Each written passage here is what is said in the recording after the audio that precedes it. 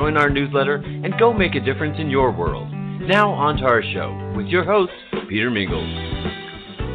Hello, everyone. Peter Mingils here. You're listening to us on Building Fortunes Radio. It's www.buildingfortunesradio.com for anybody that might be a first-time listener or a new listener. Again, my name is Peter. We run this whole thing. We've been starting this since the beginning part of 2013, tail end of 2012. And I built Building Fortunes Radio to be a platform where we can pass around microphones to people doing and saying the right things in home-based businesses and as entrepreneurs in general. A really great friend of ours, his name is always Robert Butwin, and I are council and board members of the SNA, the Social Networking Association. And we were talking a while back about highlighting some really great people, some of them who you might not know about. Some of them write books, yeah, some of them, they generate big income checks and things along that line. But sometimes because they're in other companies, you just don't hear about them. And they have great and interesting stories. And especially now with whatever's going on, whatever time of year you might be listening to this, there's a lot of people that are sincerely looking for better health, especially with what's going on with coronavirus and whatever's happening after that, and opportunities to work from home and more money, and they need to do it in a straightforward fashion way with people that they know and they like and they trust and can count on. So Robert Butwin brings us some unbelievable guests. We have a great one today, and I'm going to introduce Mr. Robert Butwin on his own radio show. So Robert, thanks for being here. Thank you, Peter. And as you mentioned, we have an amazing guest. I was doing one of these speed networking breakout sessions, and I had the opportunity to listen to him, and I could tell he was, first of all, like a kindred spirit. He was a purpose that had a mission, a passion. He loved what he was doing. And so I said, I reached out to him. I said, I've got to get you on our radio show because he's doing some amazing things. So let me introduce the person. His name's Tim Daniels. He is on a mission to improve the wellness care in the U.S. He aims to enable individuals to achieve optimal wellness, performance, and healthy aging. The method is to achieve adoption by health, wellness, and fitness professionals of evidence-based, natural, non-invasive offerings that deliver results without side effects. The catalyst for his undertaking came from Tim's experience operating for 7.5 years home care agencies. The firm provided non-medical in-home care in elderly throughout Connecticut and parts of New York and New Jersey. Tim's agency was independently rated as being among the best in the nation in client care and satisfaction. He came to the wellness industry after 23 years career at IBM. At one point, he was the United States National Banking Practice Leader of IBM of Global Business Services Division. Tim was recognized for accomplishment and contributions in the area of business and entrepreneurship by an October 2019 induction into the 100 Men of Color organization.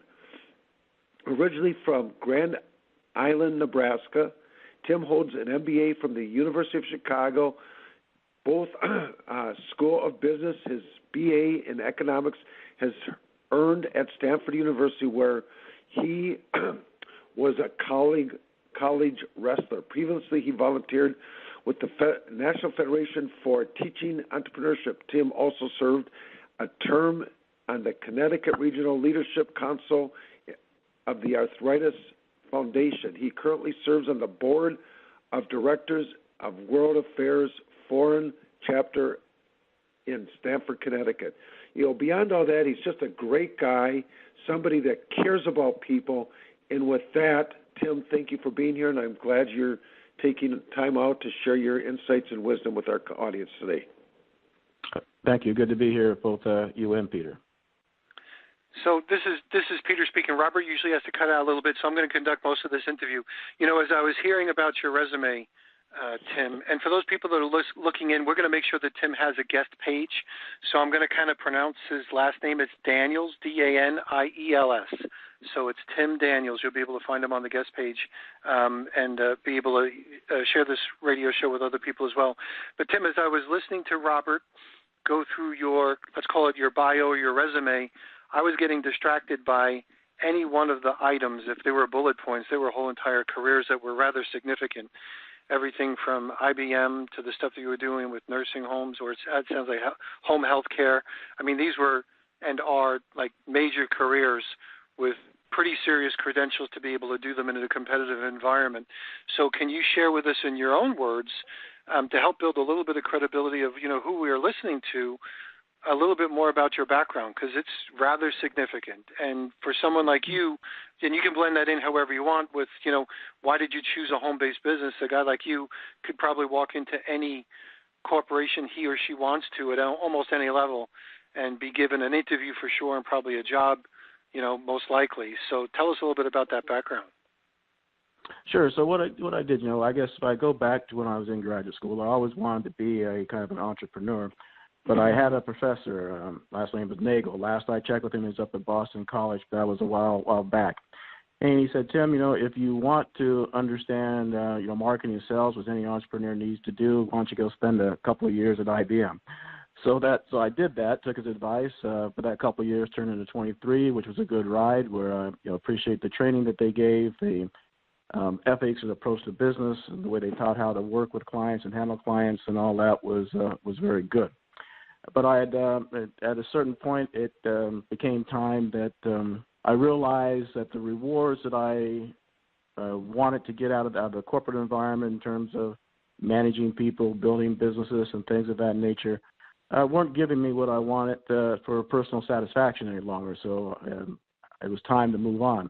That took me into the home care business for the elderly, and I was getting a great amount of reward out of that in terms of how the families rewarded us, how the families thanked us for the care of their loved ones, how the loved ones were appreciative of being able to stay in their homes longer, and things of that nature. But in that, which will also lead to how I got to Career 2.5, I saw that I was helping people just cope quite a bit. It wasn't actually helping many people get better. So that's what I was looking to do, as I wanted to move on to the next phase. And indeed, I could have gone back to a corporation. I could have gone to another small business, a different type of business model. But I looked at the home-based business, and I really selected that really from six type of things, 6 items. One is just the plain economics of it. When I went into that elder care business, that was a franchise. So I had to buy territories. I had to set up brick and mortar. There were a lot of other capital requirements and operating expenses on that I didn't want to incur any longer. So that took that long. Also, there's a different type of administrative burden in the small business. You've got the personnel management. You've got other regulations you've got to operate underneath by industry and know and understand and work with. There are legal requirements. And all of that is, can also distract from a mission that one wants to accomplish, and may not be the right mindset to do that any longer. And then thirdly, I looked at a home-based business, and if done right, it provides a win-win. If there's a third party involved, a win-win-win. What do I mean by a third party? Oftentimes, home-based businesses are direct sales. They've got direct sales for a corporation. They can be an MLM. So you've got a third party. Sometimes they aren't, right? You could just be an independent consultant. So there's 2 parties, the client and the consultant. But you can truly do a win-win in that. And what do I mean by that? One is for the consumers, you often get things at a better price than you can get from other models. Number 2, for that because that corporate entity doesn't have to shoulder a lot of the marketing and sales burden, that helps keep the cost down, and they can pay out as things are, as results are delivered. Thirdly, then, because of that, there's money then for that individual home-based business to have them get a bigger share of what they provide on that. So those are some of the reasons. And I would add on to it that in any corporation, regardless of what level, and I did reach the executive level, your performance review can be subjective. Right? It's not just based upon the numbers that are delivered. In a small business and in a home-based business, that performance review is purely objective. It's if you get the rewards, you get the targets that you want, and you're getting the money that you want out of it, it's there. It's also self-directed, which you can reach at a certain point of maturity, certain point of experience, and of skills. So you can self-direct yourself in activities, time, direction, with whom you work, as Robert alluded to earlier, and then you've got that flexibility. And then above all, it's it's the truly American environment, right? It is completely merit-based, self-determination. It doesn't matter what race one is. It doesn't matter what gender one is. It doesn't matter what age one is. Yeah, you can find people in their 80s that are doing very well in the home-based business, and it can be an advantage because they're going to sell to other 80 years old. Likewise, across the other two factors I mentioned. So those were the reasons why I went home-based business: economics, administrative burden, the win-win-win potential for people, objective performance review, ability to be self-directed, and completely be a merit-based environment. So anybody that likes those type of things, I encourage them to take a look at it. You know, I had like a deja vu when you said something about performance evaluations. I don't know how many people actually wind up quitting their job after a performance evaluation. you know? Yep.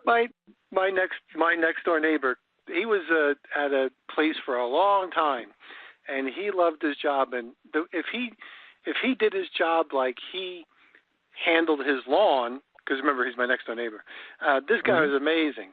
And he was always going in early and staying in late and working on Sundays. And all of a sudden one day I asked him about something. He says, "I'm not there anymore." I said, "What happened?"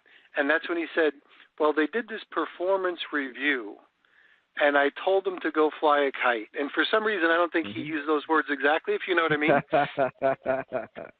But he threw that career away.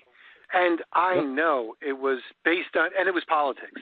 So when people call it performance review, I'm like, yeah, right, okay.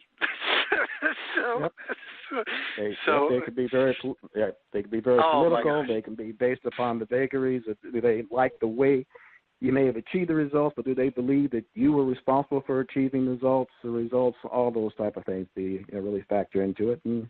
And they affect, and just like they did with your neighbor, they truly affect your career and your mental state and things of that nature. Absolutely. So to go, like if you're a go-getter and you're doing the things you're doing, for those people listening in, and then all of a sudden one of these days you get hit with one of those wonderful performance reviews, and then you wonder, why do I even put myself through this? When you're in your own home-based business like you're talking about right now, you're the one who actually has to look in the mirror, and you can fire or hire yourself every day if you want to, if you know what I mean. So that's a great thing. Now, you decided to do home-based businesses. You told us why. Because of your experience in the medical field, you focused on health, but you also focused on high-tech medicine and the high-tech medicine market. Tell us a little bit about that and why. Okay. Yep, and I came back to that because it married both my careers, right? Both in the high-tech area and then in the medical or care business. And that care business was truly low-tech. You know, you're there, it's hands-on care. You're helping people bathe, groom, dress. Really critical to them, helping them get up and go to the restroom. It's that if you don't get there, your caregivers don't get there, they may not be able to get up and go to the restroom either. So very, very critical. But it gets back to the point I mentioned earlier, or I started to make. In that environment, I was just helping people cope. And I saw a lot of things that could have been avoided by lifestyle, a lot of medication interactions that led to issues.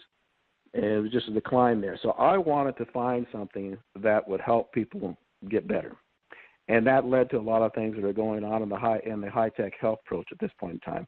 I also felt then that it was consistent with my purpose. You know, my purpose was I wanted to achieve sustained liberty, and that's financial liberty, to take care of my family, to make the donations that I wanted, and things of that nature, through helping people. And then it leveraged that background. It leveraged the technology background when I could talk to high-tech. It leveraged the fact that I understood what happened to the elderly. It leveraged even my wrestling. You know, there are very few sports where one gets to understand their bodies and what it can do and what's required to train it to do well. So from the fitness aspect, the strength aspect, the development and nutrition aspects, it leveraged that background. And then it was an area that I saw, you take that high-tech and wellness, area that absolutely people have to address. And as you and Robert talked to in the opening, heavy spend on healthcare even before the current pandemic. Heavy need out there because of the chronic illnesses people are addressing. Our healthcare, as we're seeing with the vaccine coming about, are very, very good at taking care of infections that used to kill people. But what about all of the things that were left there? Arthritis, cardiovascular disease, obesity, on and on, that were affecting people adversely. There had to be a better way of helping people to prevent those, avoid those, rehabilitate from those. So that took me into the high-tech medicine area in general, Peter. Excellent. Now, the high-tech medicine that you're referencing is not with chemicals. I had heard, now this is going to sound kind of weird or maybe even a little bit gross, but I was listening to someone recently and they were talking about decomposting human bodies. Like instead of putting them in caskets and spending all that money or burning them for those people that don't want to be cremated, they were talking about burying them. And they couldn't bury human bodies because they were so toxic. Now get that. Like with all the chemotherapy that happens when somebody might die, or all of the other chemicals in people's bodies when somebody might die, they couldn't even put them in the ground the way they were. Like, oh my gosh. Yep. So I know that's a weird, abstract, kind of a vivid thing to think through, but it's true. So you have, right? So yep. you have a mechanism, if you will, that doesn't use any of that stuff, that could even do a much better job. And I'd like you to describe it. And I know, I got to throw a little disclosure here. I know a little bit about the technology. You know way more about it than I do. I know a little bit about the technology you're going to describe, but I have some of my own customers who have used this technology with unbelievable success. I'm talking unbelievable success, where when I was listening to them tell me their story, they were crying and I was tearing up as well, based on the unbelievable stories that I was hearing using the technology you're going to talk about. So go ahead, tell us a little bit more about this, please. Yeah, but I would agree with you. Sometimes I even stay away from some of those talk about the people, because it borders on miraculous, and people think you're kind of puffing them up. But that's what this technology can do, and it's called pulsed electromagnetic field. You all often hear a T put out for that, for pulsed electromagnetic field therapy. It's leading edge, yet it's proven. It's new, yet it's in some aspects it's been around for ages. Right? For example, Nikola Tesla actually created, has come back in the vogue here in recent years, actually created a machine that did healing by electricity type of thing. And that's what you're often, so you hear it called PEMF, but it can also fall into the category of what's called electroceuticals, magnetic therapy. It was Einstein who, in the mid-20th century, said and showed that electricity and magnetism are not different aspects. They're just not different things. They're different aspects of the same continuum, same phenomena. So and Nikola Tesla will tell you, it said, if you want to understand the secrets of the universe, think in terms of energy, frequency, and vibration. And that is what PEMF is. If you take a look at the human body, it's an electronic device with chemical messengers that are involved in producing signals that go basically throughout the entire nervous system. There's a physics master's in physics named Jack Fraser, who also spent time at Oxford, who wrote in the Forbes magazine and said virtually every signal process which is keeping us alive can be traced back to an electric field of some component that our bodies are creating. So it stands to reason that if you can impact those electric fields, can impact what's happening in those, you can enable, you can support, you can invigorate all the regulatory systems of the body to perform better, to perform at higher levels, to help you achieve and sustain both peak mental and physical performance.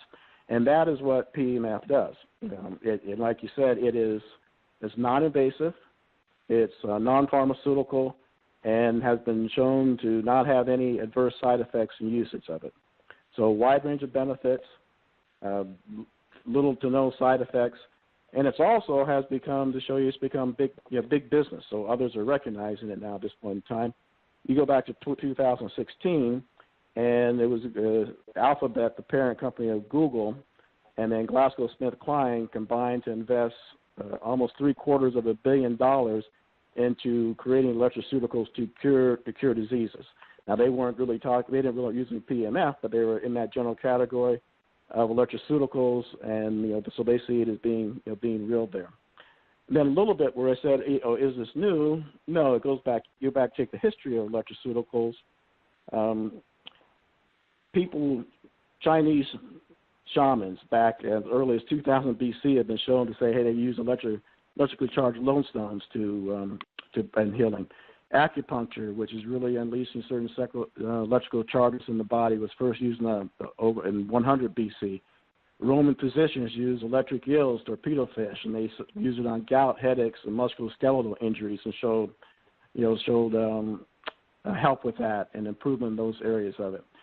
But you come up to, and then Tesla, as I mentioned, around 1900 had his own and was talking about the healing properties of electricity. Then around World War II, some Japanese scientists started talking about waveforms and observing the physiological changes of different frequencies, different waveforms on the body. That really spread out to Europe and then the United States after World War II, to the point where now in the 1970s, Columbia University Medical Center, they use it as a new approach to healing bone fractures with PEMF. 1987, the FDA cleared it for the PEMF for the treatment of pain, edema, and superficial soft tissues. Then there's a cousin that was been cleared in 2000 they call it RTMS, transcranial repetitive transcranial magnetic stimulation.